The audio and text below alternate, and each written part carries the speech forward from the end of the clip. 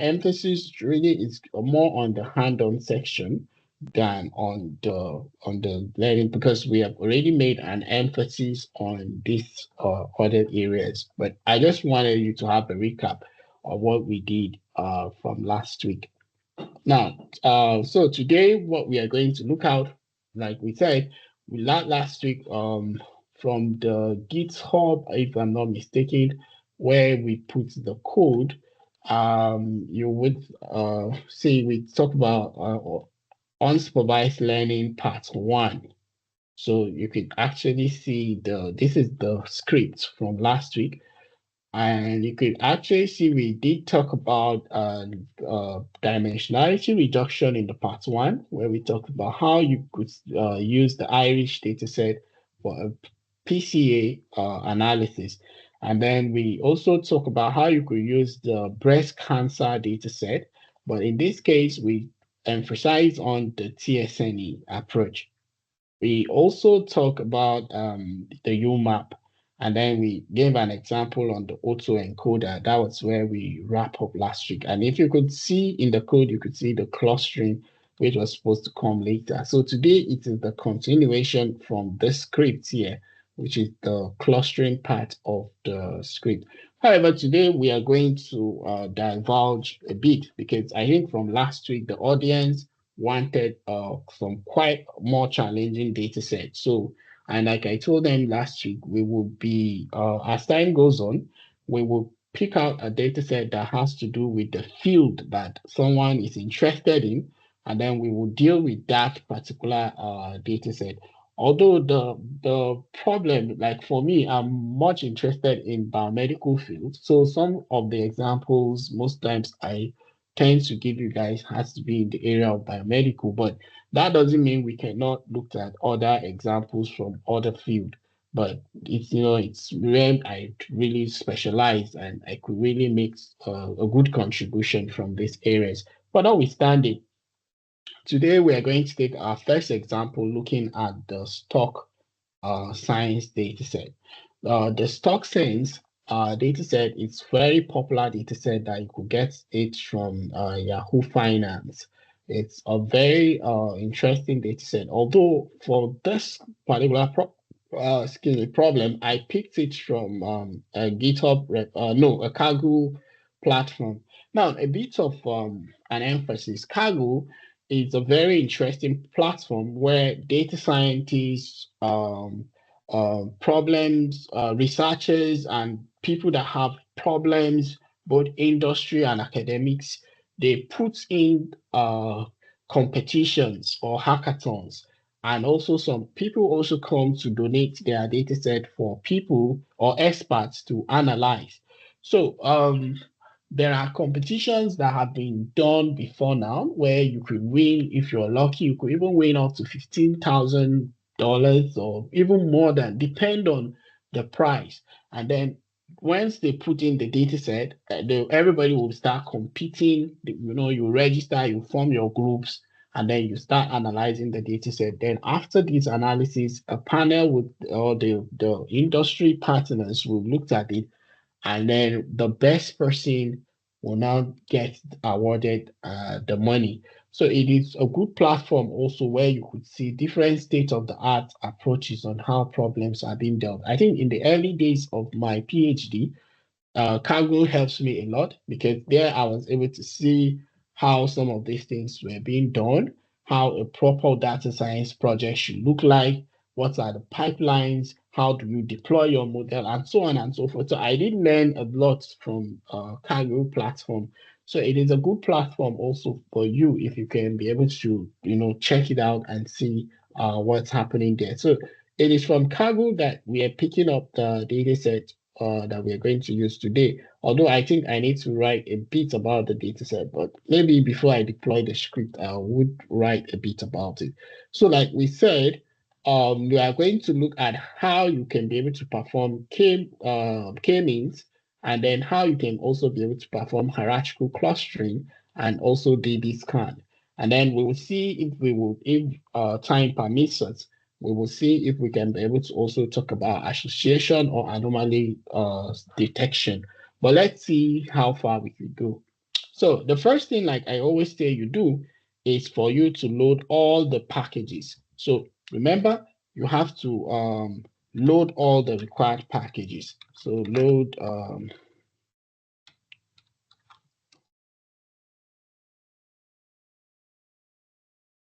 so always remember to do that. That will really help you a lot. So once you load the required packages, the next thing is you could run everything, but not in this case, we have to run one after the other. So you run. Now, if you want to, if you don't have the package, you would use this pep installed, and then that package. That if you want to install within the Jupyter notebook cell. But if you want to install the package outside it, you would use the command prompt. So once you click on the command prompt, you do not need to type the hyphen. You just type pep installed and then the package name, and then you click enter. It will run, and then it install the package for you. So whatsoever, any of them you could, but sometimes for me, I noticed that there are times that you could have conflict in the path where you install the packages. So because of such kind of conflict, you can install from the Jupyter Notebook platform. So depend again on how you're doing. Then I also when I wrote you guys in on the WhatsApp group, I made emphasis a bit about Google Colab. Like I said, Google Colab is free. So for those people that don't want to install Jupyter Notebook, you could just go to Google Colab, and then you could be able to open up that script that you want. So you could create a new drive, a new notebook in your drive. But I think another thing, interesting thing about the Google Colab is that even if your system crash, you will of course be able to retrieve the files because it uses your drive, your Google Drive. And I think in your Google Drive, you should be having up to, I think, 15 GB or so. Okay, so it's quite a good platform you could play around also. So any of them that you want, either you could use the Jupyter Notebook or the Google Colab. And then another thing again, because of the conflict that do arises between installation, you could also use Anaconda. So if you download Anaconda, it do come with Jupyter Notebook and all that. So again, any of them you do. If you really need that, you could look at our previous videos and see how we talk about this installation. So the next thing is that for you to be able to get this data set, I have to use an API of in Kaggle where this data set was. So I think the data set looks like this. Let me see. Good. So this is a Kaggle platform I emphasized earlier on, and you could see if you could see data set and all that. So this data set that I'm using for this, I think it was stock. Yeah, this should be the data set we're using. Good. So in order for you, you could see this everything you need to know about the data set that we're using for this one today. And then when you want to download it, so we had this sort of API for you to be able to download. So we did use this API. So that's what we used here to call the dataset from Kaggle.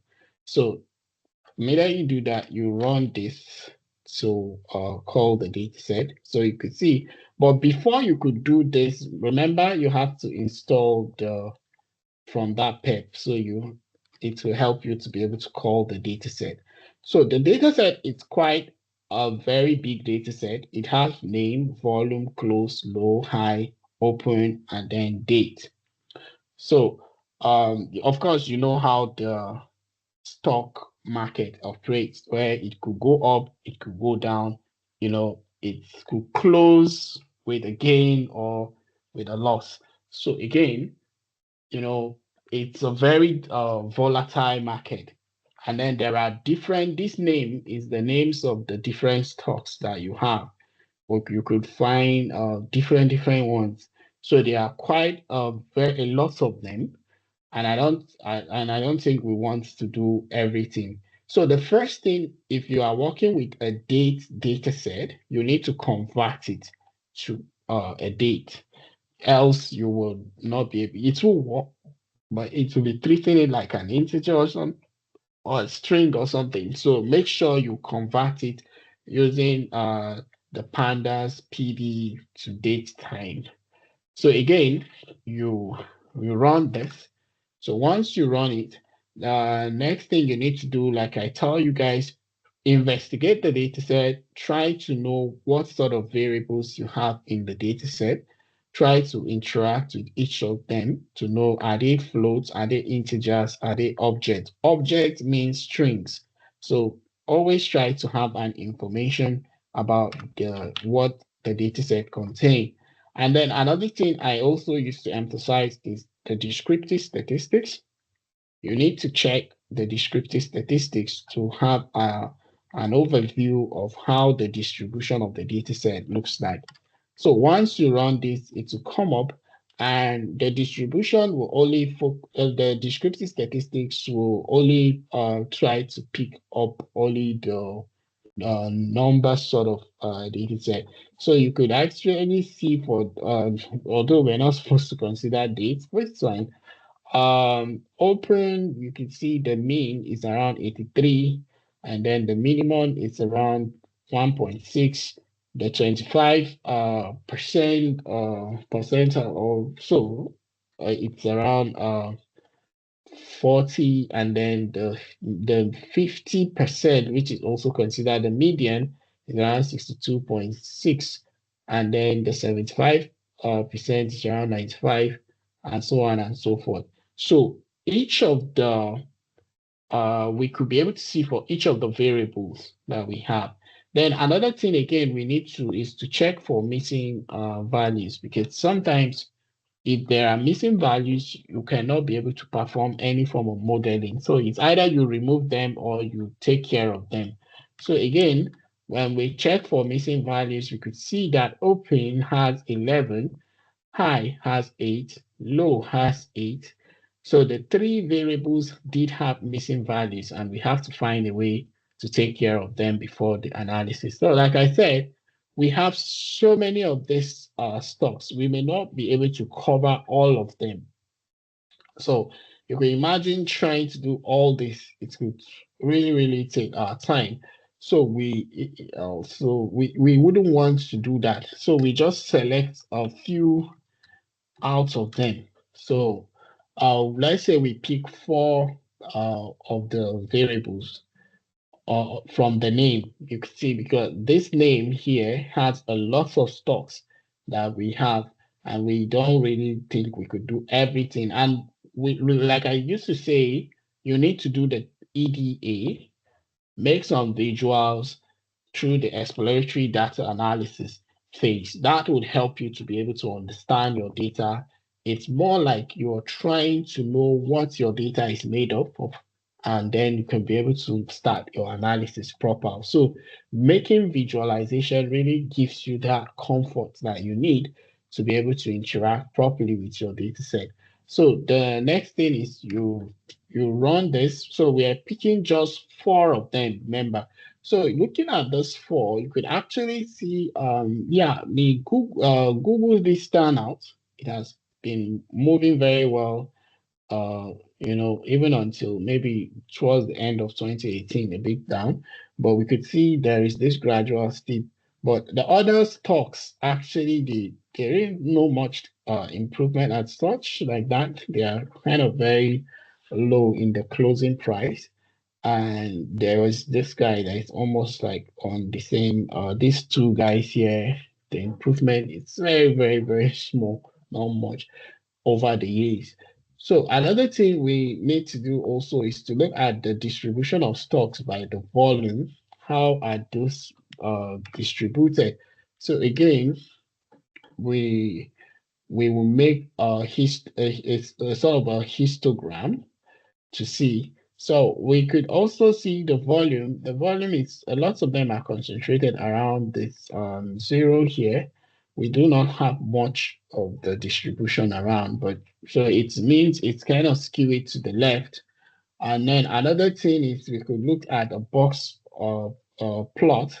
Now, the box plot help us to identify things like outliers in our data set, and that could give us an insight to know how the data set is behaving. But I think in the case of stock, this shouldn't really be a big deal. And the reason is because we should expect this sort of volatility because, of course, we know the way the stock market behaves. So we don't really won't be surprised when we see outliers in the data set, although the outliers are there. So yeah, we could see these outliers in almost all of them. But like I said, we expect that. So before we could go ahead to the modeling phase, we need to take care of the missing values. I remember I said 3 of the variables did have missing values. Open has missing value, high has, and low also have. So we need to take care of the missing values in this. And these variables are all continuous.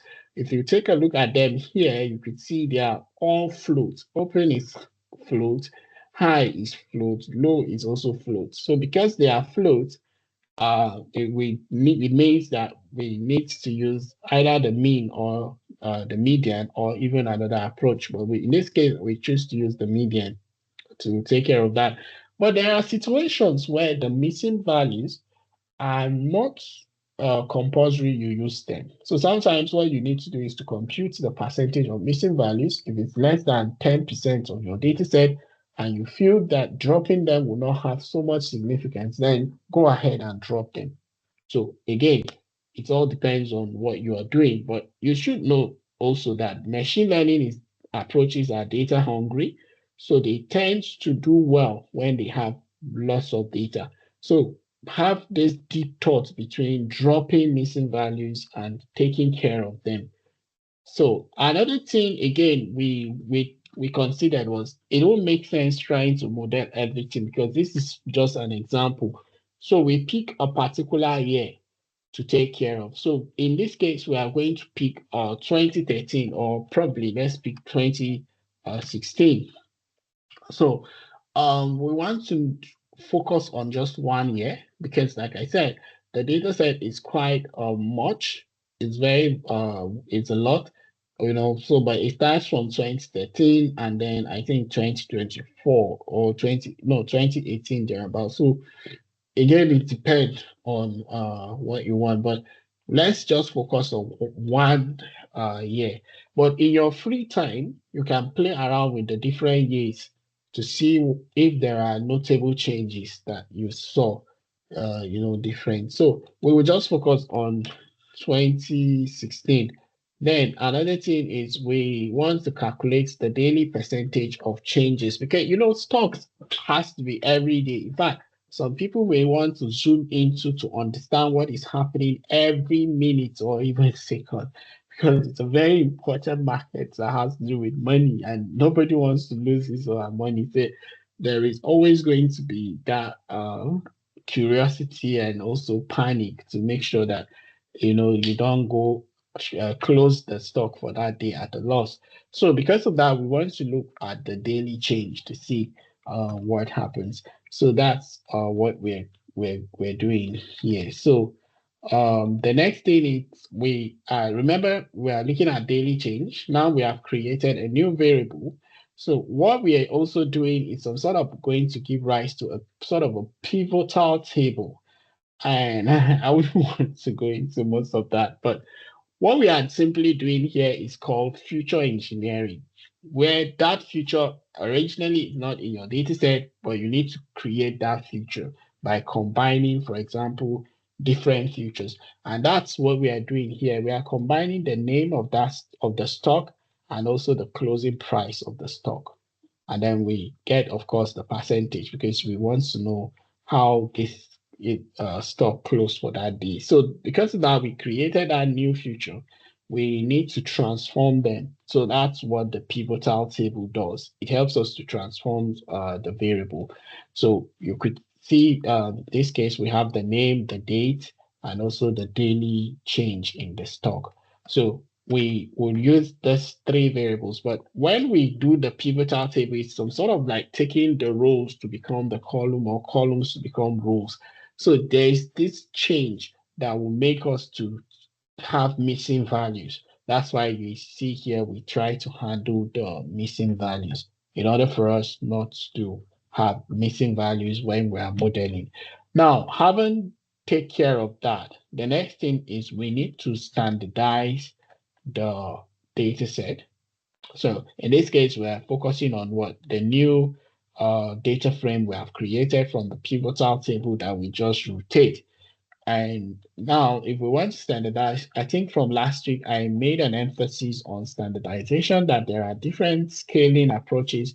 We have the standard scaling, we have the robust scalar, we also have the mean max scalar, and so on and so forth. But the most popular one is the standard scalar. So that's why we're using the standard scalar in this case. So having the reason again you perform scaling is because, like I told you guys last week, you can imagine if you're starting a race and then you have some athletes that are well experienced, they know how to run very well. A good example is Kenya. I remember growing up, one of the first things I know about Kenya is they know how to run very well. Nobody could. So imagine having a lot of Kenyans running in that race, and then there are other people that they don't know how to run as fast as the Kenyans does. Definitely, the Kenyans will have an advantage. They will always win because they already have a history of running very fast. So the only thing maybe you need to do is to find a way to create a level playing ground so all of them could run. So that way, no one will overshadow the other one. So that's why we are scaling variables. When we scale, we try to say, okay, instead of allowing the big boys to overshadow the other ones, let all of them be stripped of the privileges they have, and then all of them could compete at equal ground. Because, like it or not, all these futures are competing with each other. So because they are competing with each other, the futures with the big or large values are likely going to be taking the lead ahead of those ones with the small values. So because of the differences of in measurement, you will want them to all be on the same scale of, let's say, 0 and 1. So that way they could all be able to contribute equally.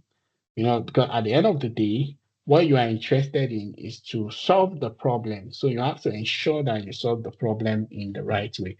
So that's why it's very good to scale. Although there are some approaches that whether you scale or not, it's not really a problem. Like linear regression, for example, it's not really a problem, but I think it's a good practice if you do scale. So that's why you see we scaled here. So now we are going to perform K-means clustering. Now, if you remember vividly, I told you guys here that like one of the problem we did have with K-means clustering is the fact that you have to be the one to choose the K groups that it will start from. And the good recommendation is that you should not choose a very large K. Always start small. So sometimes some people could start using 2, other people could start using 3, but most of the ones I've seen, I think the default is a lot of time is 3. So 3 is a good number, and then you could subsequently play around with other numbers to see. But there is no but you have to predetermine the cluster, the sort of the K size of or centroid of that cluster. So, but it's not a problem to say, but that's what you should have at the back of your mind. It's a sort of a limitation though. So, but it's not really a bad thing, to choose the number of cluster you want. So, okay. Okay, so we need to import K-means clustering. Sorry. So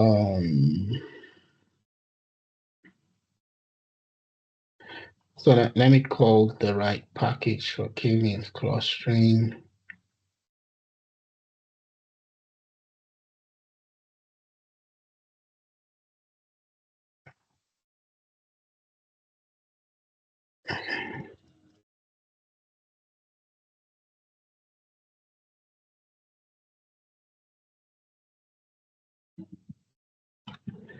Okay, sorry.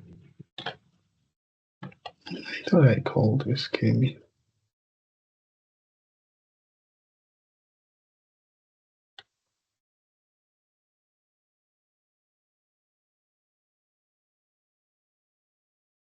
Okay, let me just call the KMeans package here.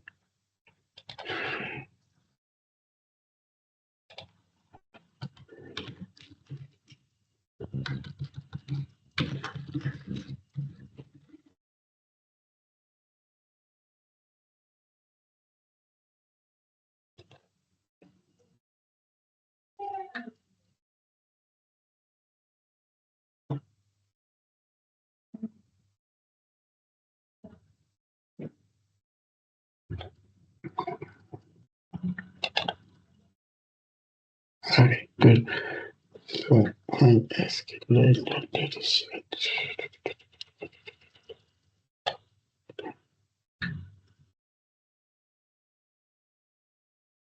Good.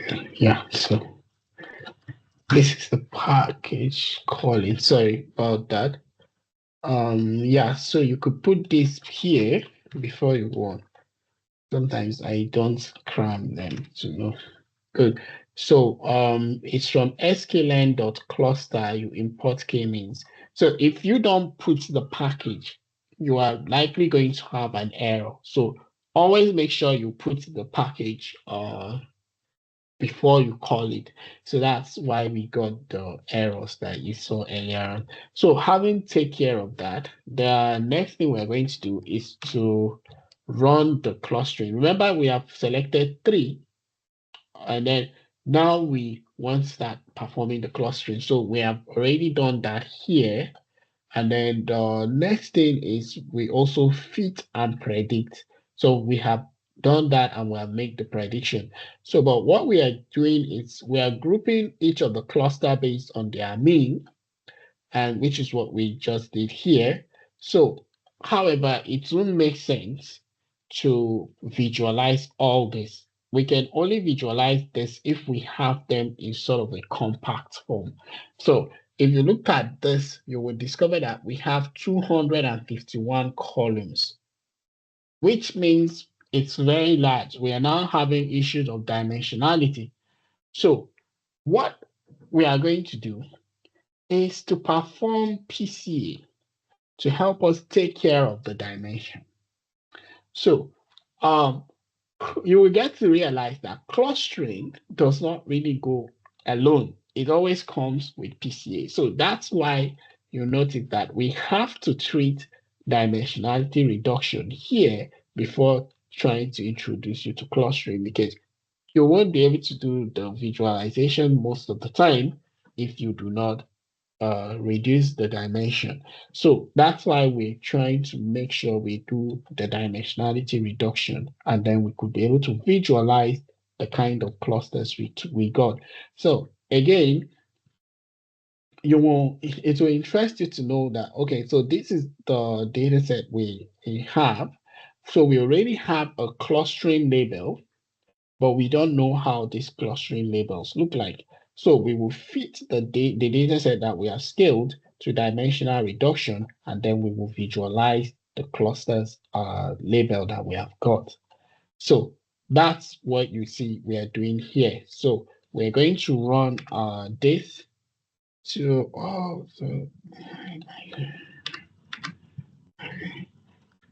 so import PCA gain. Sorry, let me call the package for PCA as well. I'll unlock them here.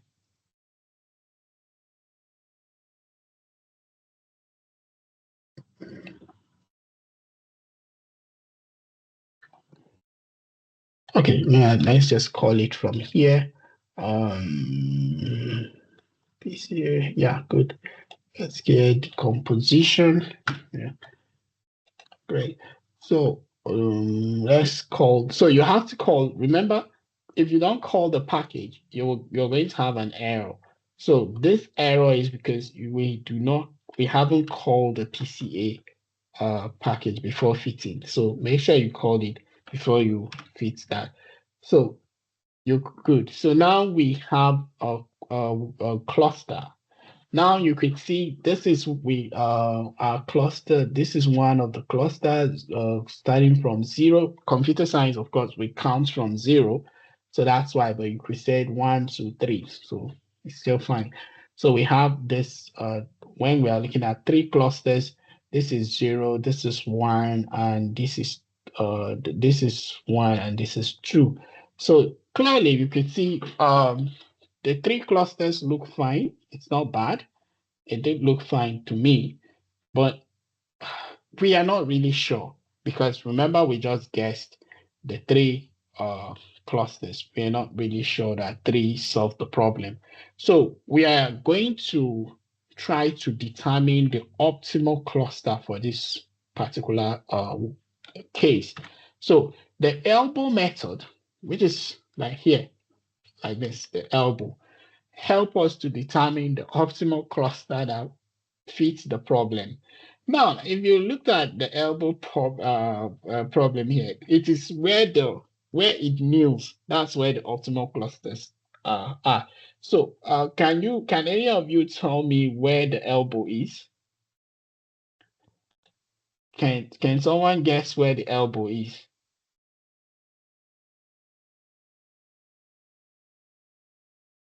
Anyone?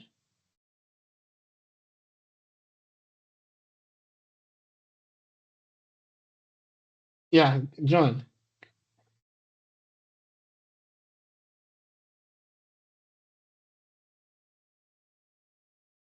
John, go ahead. I'm listening. Yeah. At point where we have 110,000. Okay, so Intersect. on the x-axis. Yes, on the x-axis, in So between 2 the and 3. Between no, between 2 and I think you should be setting. You should choose one. Just choose one. 3. Good. Any other person that 3. is objecting? Okay, 3. So we all agree it's 3. Ah, great. Yeah. So it's 3. The elbow is 3 because when you look at it, you will see where the first place it kneels was at 3. So you could actually see a very clear separation. So I did agree we had an elbow 3. I think the first time I did the analysis, it was showing 7. So that's why I put 7, but I did this 3. So we go with 3 here. Good. So we are going to choose 3. Right. I think 3 is good. Okay. So now we are going to run the and so we don't even need to repeat again because it did agree So, with 3. Dr. Lee, But yes, Dr. Tony, yes, I'm listening. Okay. I think Mandy has a question, but he went up. okay, what I'm saying is that if there are other, is it the first one that you have noticed, or if there are other ones? Sorry, I You are not think hearing me. yeah, I didn't get your question. Maybe it's the network. Yeah, I can hear you now. Okay, what I'm saying is that Mm. I've noticed, what if there are subsequent ones? Okay, I say, what if there are subsequent ones? Would you go with the first one that you have noticed? Yeah, so what Did you get happened me? is that Yeah, I It's a do get network. your. I think I got your question. You say, what if there are subsequent elbow? No, go with the first one.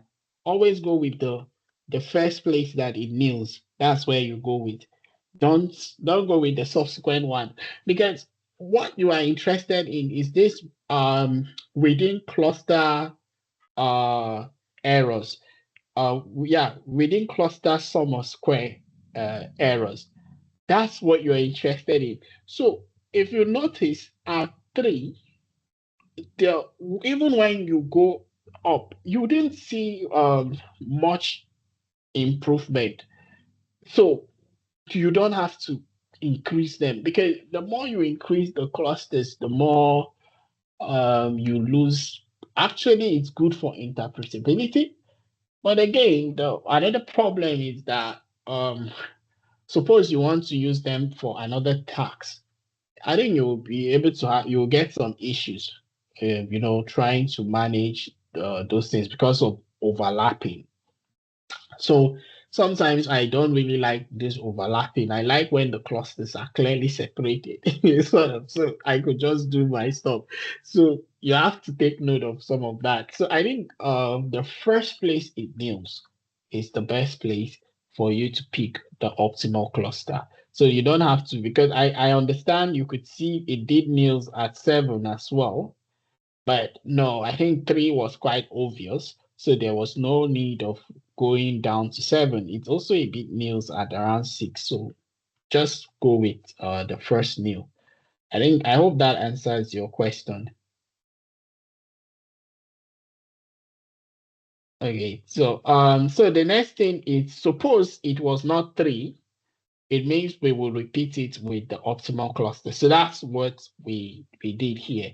So after you get the optimal number of cluster from the elbow method, you are supposed to fit it with that optimal cluster. But in our own case, 3 was the optimal, so we go with the optimal cluster. But again, if you notice the PCA, like I said, we performed the PCA to help us take care of the issue of the dimensionality that could arise from it. So when again we are going to have the same thing we saw here. So it's going to be the same thing. There is no changes because it's 3 that we had as the optimal. So what I would expect you to do as one of your exercise is to repeat this using I think 2018 as your benchmark and see if you're going to have any changes. So when you download the script, and I think I could send you the script.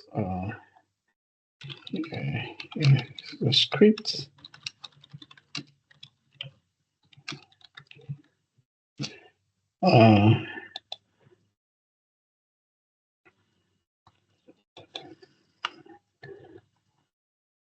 I will send it to you now. So if you can open it at your end, I think it's fine.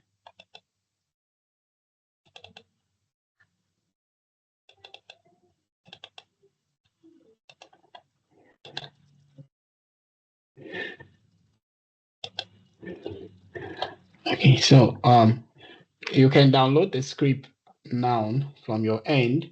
So if you want to run it, you could subsequently run it, but try to run it with 2018, and then let's see if there is going to be any changes.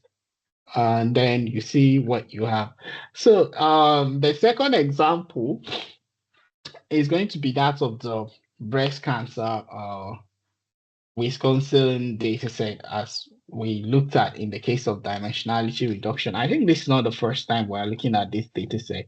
We have actually looked at it here in the dimensionality reduction when we were talking about CSNE, if you remember. You can see it here. So if you have not watched the previous class on this, try to watch it to see how the breast cancer dataset was emphasized on. So that's the same dataset we are going to use again for clustering. And one of the interesting thing about this dataset is that it has 30 features, quite unique and nice. And the fact that this dataset focuses on a very crucial area of breast cancer, which is quite a concern, analyzing and getting insights from this data set is very important. Now, when you looked at this data set did have a class label. It's a very good data set. As we progress, you will see us using it for classification problem. But one of the things about clustering is that there could be natural groupings that have escaped the radiologist in this case. So the radiologists and experts in this area that are they are the ones that identify if the tumor is going to be benign or is going to be malignant. So they will do the classification, and they normally do the classification by looking at things like the radius distance of that particular tumor. They look at other areas like perimeter area of the smoothness, symmetry, and so on and so forth. They do all those things and then they come up with it. But sometimes they could misclassify these things. And then sometimes these things could escape them. So because of the sort of complications that could surround some of these things, they may not really get everything right. And they too, they will be interesting to know those things that have escaped them. So the unsupervised learning comes with that right tool to help them to identify these hidden patterns that they didn't even see in their data set, which is a very nice and interesting stuff for me. So what we normally going to do in this case, it is a data set in skip-learn, so you could easily just load the data set. We don't have to call it from Kaggle like we did earlier on. So we just load the breast cancer data set. So once you load it, the next thing we're going to do is to take a look at the data set. We preview the data set. Like I always say, try to take a look at how the data set looks like. So these are all the measurements of the breast cancer that was taken from each of those women that they try to diagonized. So another thing, again, it will make sense if we looked at the descriptive statistics of the data set. So that's what we just do. You try to look at the mean, the standard deviation, the mean, median, and all that to see how they look like. Then another thing is we looked at the df.info to see if there are potential missing information in the data set. Now, once we run this, you could actually see that there are no missing value. All of them are 559, which is quite impressive. And then another thing, again, we could see all of them are float. It means that they are all float and they are all there are no missing values, which really make a lot of sense to me. So another thing again we would do is we want to see plot some sort of scattered metrics to see the distribution of the data set. Because sometimes we cannot have the whole time to be looking at the exploratory data analysis for each variable. 30 variables are quite much. And then trying to do for everything, it takes a lot of your time. And then also when you are doing this scattered matrix, when you have so many features, I will not advise you to do that because it will become problematic because it will take a lot of your computational time, which is one. Secondly, it will make the graphs become very clumsy because now you would have to find a way to manage the sizes, because you want to see the distribution in all the features. So it is normally good when you have very few features, probably 1 to 10 or 20. I think even the 30 was much, although I choose that because I didn't want us to start visualizing each and every variable in the data set. But you should just have it at the back of your mind that when you have so many data sets, variables, you don't have to use the scattered matrix. You could just visualize the variables that you are interested in. So, but interestingly, it will interest you to know that even though it's not everything that, oh no, I think this was visualizing, sorry, it was visualizing the previous data set, not that one. I'm so sorry about that. It was picking the stock data. It wasn't the stock data we are interested in. We forgot to put the cancer stuff. Yeah, sorry. So, like I was saying again, the scattered matrix, once we have so many variables, don't use it. Make sure you just pick few variables and variables that you are interested in, and then you can, visualize them and see how they look like, And even in this variable, like I said, 30 are much. So you're likely going to see lots of overlays on the on the figure, but it's a good way to just have an overview of how the variables look like and all that. Yeah, it's good. So you could see, this is what I'm saying. You could see a lot of complexity and all that. So probably we could have selected 2 or 3 features from it. Let me see if we could think of doing that. Select few variables. They didn't look that didn't look fine to me. So let me see if we could select just few variables and visualize. But let me see. I think I did have a very good group that do that here.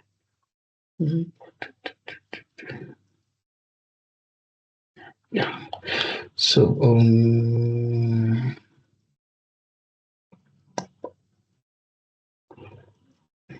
select just few. So anyway, let's leave it that out. Let me not bore those with or rewriting everything. I wanted to pick a very few out of it, but then I will have to select a few out of it. It's fine. It's totally fine. Anyway, what can we see here? Let me see. Probably I'll increase the size here. Let me say 20, 15, probably. Let me increase it to see. I wanted to just show you guys some few things from there. Probably we can reduce the number of variables we have, but it's fine. It's not it's not really a big deal. We just want to make visuals here, so it's not a problem. It's just have to find a way to play around with the figures in order to create that clarity. So sometimes you could increase them. There are times when I want to visualize heat maps that have lots of features, I'll just have to play around with the figure size to make sure I get the right amount of that could accommodate them, especially when I don't want to skip anything. Yeah. So yeah, I think this is a bit fine compared to the other one. It's just that this are having lots of overlays, which I don't really like. So probably we could think of increasing. So when you get the script, play around with this size. Maybe you could increase this to 40, 25, and then you see what you could have. Okay. So, but let me know, boards. But you could actually pretty see some nice patterns here. You would see that the distributions are coming out very well. Some of them are having a positive sort of distribution. Others are skewed to the left. So it really depends. But like I said, when you have so many variables, don't use the scattered matrix. Just use it when you have very few variables. That you could easily pick them up. And another thing you can do again is you can select a very few variables and then you could visualize them. Probably you could say the F1 is equal to, maybe you could select the few variables from inside of them.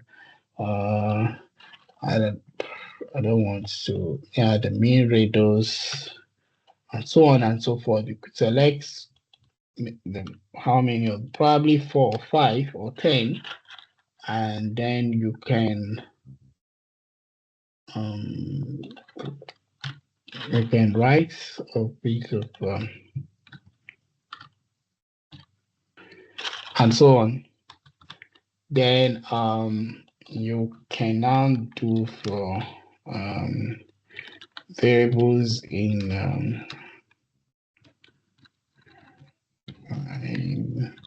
the F1. Then you would do the scattered plot in there. It becomes something like this.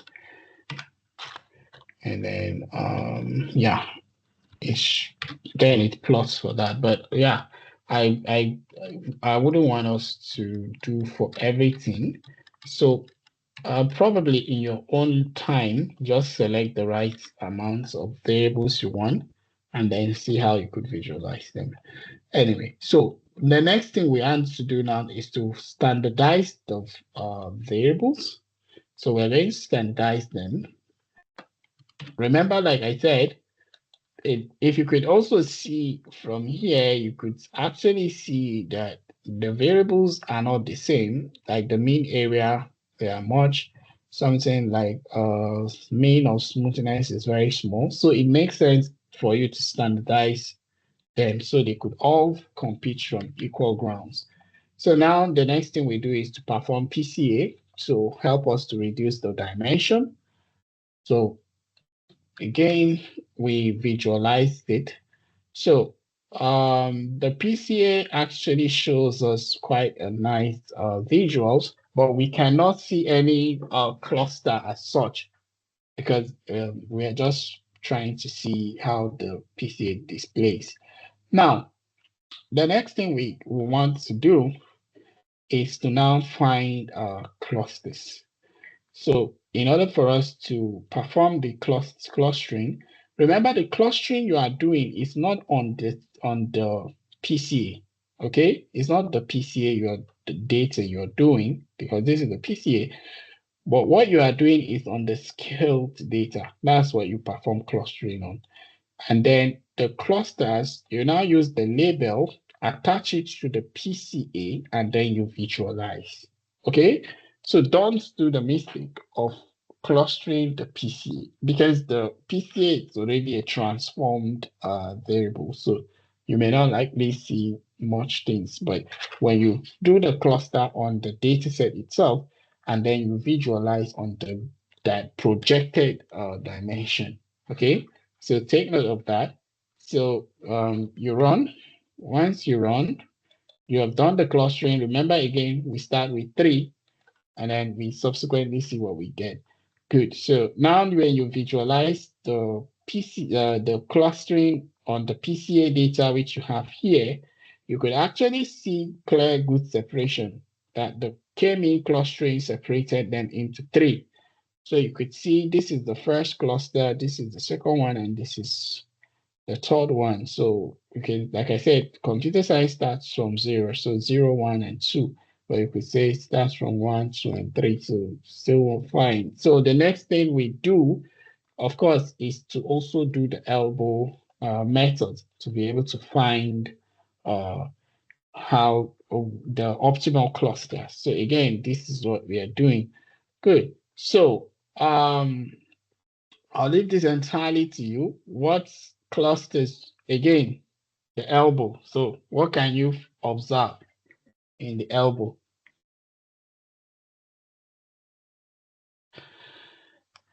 Okay, you see.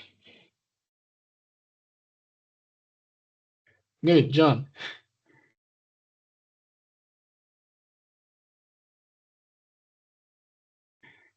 I can hear you. Oh, sorry. I did not unmute myself. I said it is now at 0.2 on the x-axis. Yeah, at 2. Okay, any Yes. other objection? Are we all in agreement?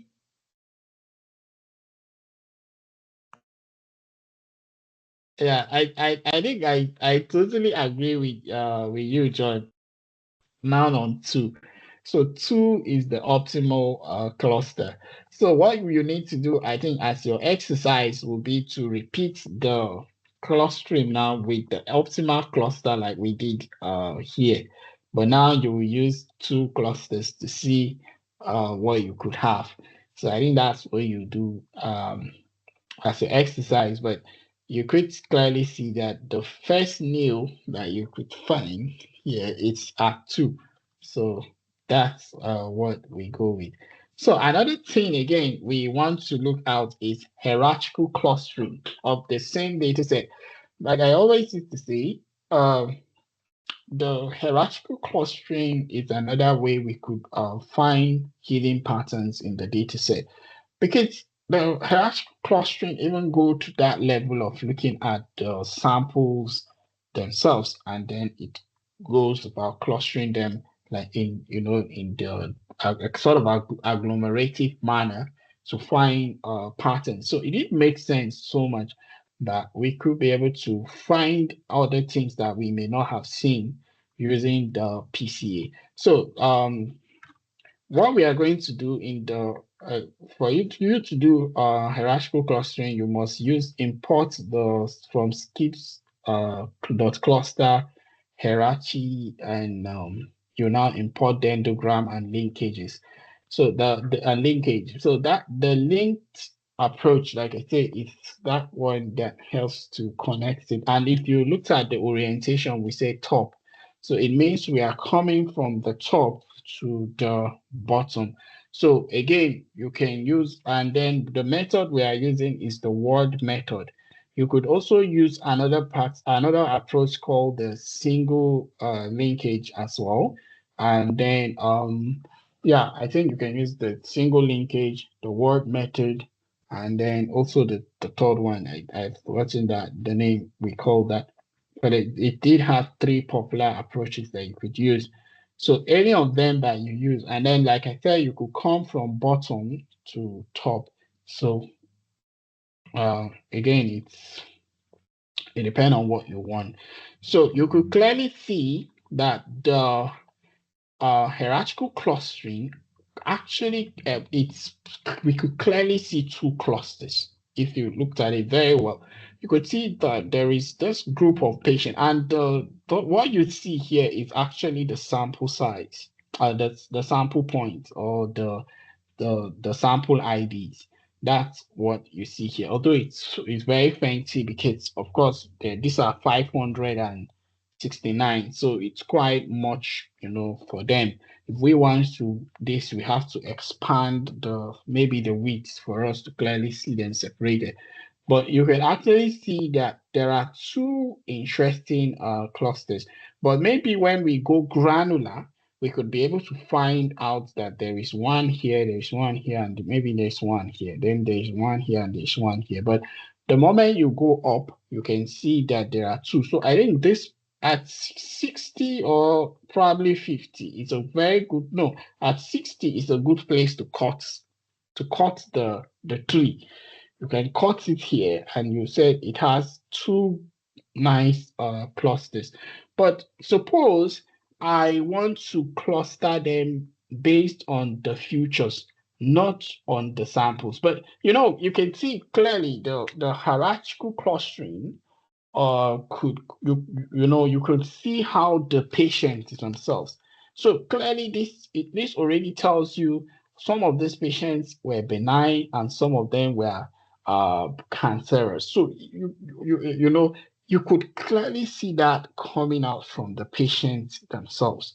But suppose I want to use their futures, not just the patient. So I will go the other way around, coming from the futures instead of from the label, because here what we did was to come from the label by saying we want to visualize the index themselves, and the index are usually the sample ID. So, but now let's say we want to come from we want to know the column. So in order for us to come from the column, we will need to start the data set that we have already scaled. We will need to add the column, because when we scaled, we convert them from data frame to NumPy array. So when we want to, if we want to recover the original names of the futures, we need to convert the NumPy array back to data frame. So that's what this here is trying to do. So this is the NumPy array which we have scaled. But now we need to attach back the names of the columns that we have, because the NumPy array will strip them from the column and turn them to a sort of a straight sort of array. Of course, you know what array is. Turns them to an array format. So, but we want to put them back into that tabular format that we could be able to see each of those features. So that's why we convert them. So pd.dataframe help us to recover back from the array, from the NumPy array to data frame formats. Then another thing again is that we need to scale them. We need to transpose them in order for us to see the futures, because we want it to be the other way around. So you run this. So the moment we run this, you will see we need to visualize this. So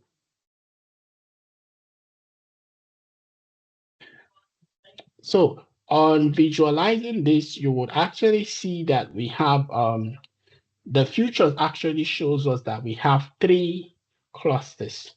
So interestingly, you could see they were very well separated in this case. You could actually see a very nice separation, which is this one's here and this one's here and this one's here. So we have there is the orange and the green and the red futures. So it did makes lots of sense that we have a very nice cluster. So if we are coming from the futures, it shows us that we have 3 interesting clusters.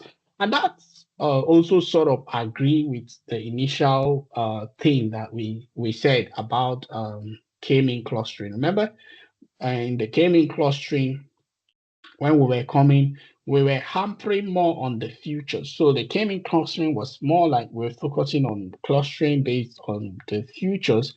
And we did see something like 3 clusters when we were coming, even though we assigned that and the agglomerative said no, the elbow method said no, it was 2. But again, we did see, but when we're clustering based on the futures or the columns, we could actually see that 3 clusters were good. So if we cut the cluster around 50 here, we would have 3 clusters.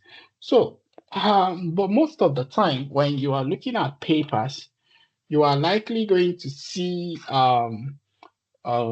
something like this. I don't know if you have come across something like this, but I've done this and I've put it in papers previously. Most of the time we cluster and then we visualize it based on heat map.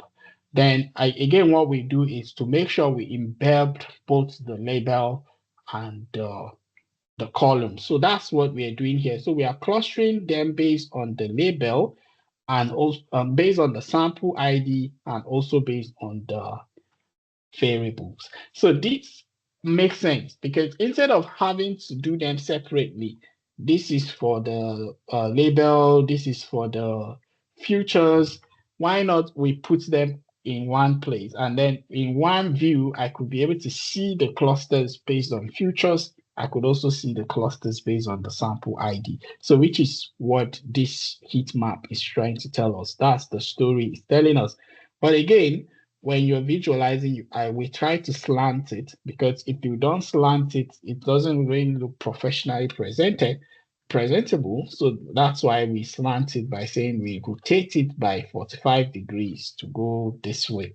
If you increase it, you can say you want it to be rotated 90 degrees. It means it will stand straight, or the other way around. So depending on again what area you want it to be rotated to. So, but you could slant this label so that it could be more professionally presentable. So so what we are doing, again, another thing is this coloration. The CMap help us to color the data set. But most of the time when you are picking this color, I don't know if you are part of the first classes, but if you are not watching, again, it's a good time for you to go through the previous classes where I talk about the right visualizations. When you are coloring, always know that there are some people that are colorblind sensitive. So because of that, it's not every color you should just use for your visualization. Sometimes they cannot be able to see that because they are not skeptical to those. They cannot be able to, visualize those colors because of the absence of some. They are recessive to some of these genes. So make sure when you're using the CMAP, always look for that particular bandwidth or color code, that they could be able to, that everyone could see, both someone that is colorblind and somebody that is not. So that's why we choose colors that easily people could find this. But I've seen where people use red and blue or something. So, but always take note of that when picking the choice of color. So you could play around with this. You could, I think, if I'm not mistaken, you could use blue and maybe I think red or something. Yeah, let me just run it, and when it gives me error or something, I'll come back to it. Good. So let's see the color codes that we could use.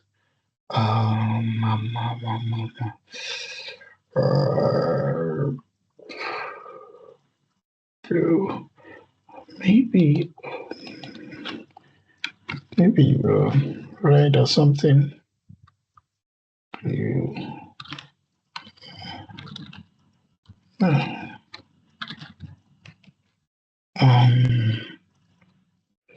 See my color codes. Let me see.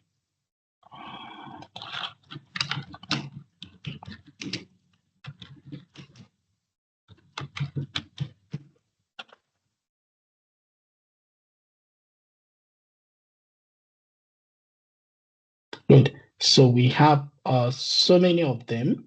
Yeah, there's lots of them. Yeah, I think this was the one I was looking for, the blue, red, or something.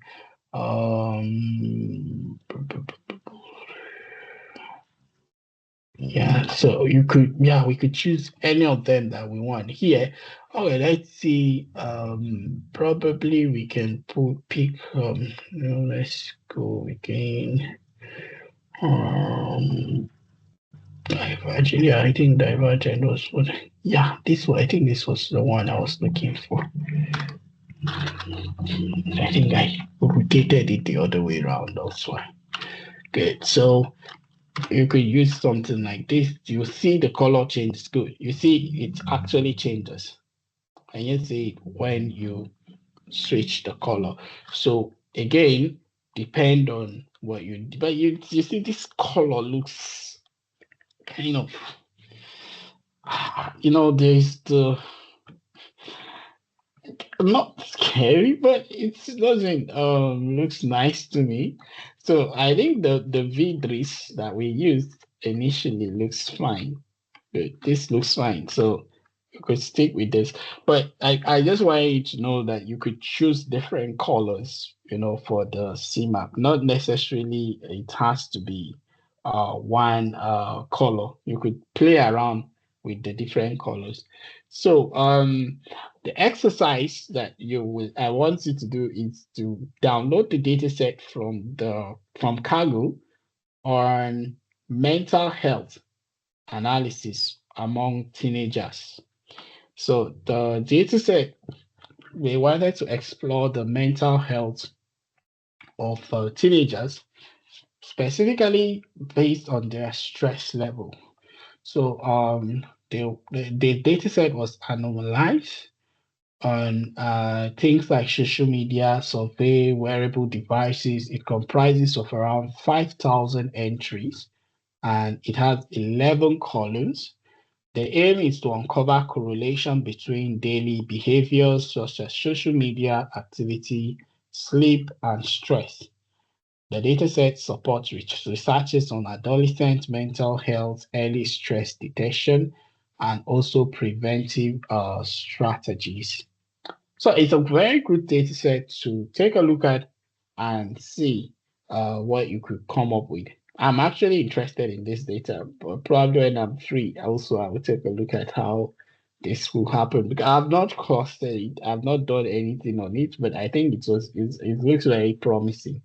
Anyway, so you could take a look at that data set and see what you find. So another thing, clustering approach. I think if we have time, Another clustering approach we want to look at is DBSCAN. So like I said, the DBSCAN creates some sort of a noise, and then the epsilon or so, we try to look out for it by playing around with it. So if you increase the 8 to 4, 5, and all that, it will change. So, but again, always start with the smallest size before you grow them, because you don't just go about growing those stuff. So the same breast cancer data set is what we are using. We still going to we run this, and then okay, we first run this, and then we go ahead. Now we are going to, because the epsilon would always start from -1 for the noise. So what I normally do is to try to remap it so it will start from 1 or 0 instead of -1. So that's what we did here. So we remapped it to start from 1. Then the next thing is we did the PCA as usual on the breast cancer data set, and then we color it to see what we are going to have. So again, we could actually see, so where we have 0, it means it was supposed to be -1. So this one actually shows this way the noise in the data set, or the sort of like an anomalies in the data set. But now, in the case of this breast cancer, we could actually see probably those are the cancerous patients. And then the green one, which are the normal patients, those are the patients that do not have the cancer. But again, these are just clustered levels, so we cannot say this is what it actually means. But for us to know what it means, we have to map it back to the original data set, and then we investigate to know what they represent. So again, when we count it, so this will help us to count the number of ones and zero. It actually shows we have this around 121, and then this around 448. So if you did play around with the number of the epsilon here, the EPS, you may likely get a different number here when you change them. So you could actually tweak it to see what you